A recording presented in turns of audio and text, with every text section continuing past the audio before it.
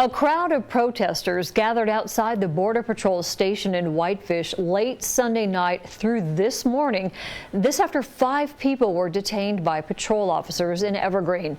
MTN's Sean Wells contacted the Border Patrol as well as the protesters to clarify what's happening.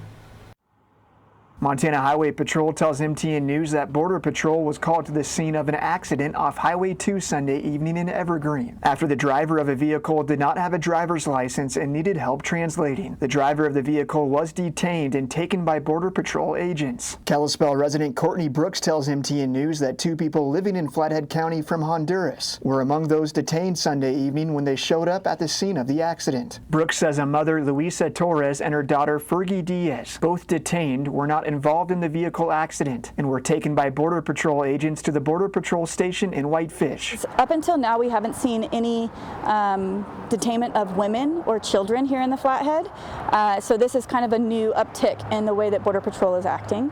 And the second is a traffic stop that didn't involve that person ended up in their detainment. So we're trying to figure out what's the reason for their detainment in the first place if they weren't involved in the accident. In a statement to MTN News, U.S. Customs and Border Protection says based on interviews and record checks, all 5 individuals apprehended were found to have no legal status in the United States. 3 protesters were arrested Tuesday morning by Whitefish police officers and charged with disorderly conduct, criminal trespassing to property, and obstructing a peace officer. In Whitefish, Sean Wells, MTN News.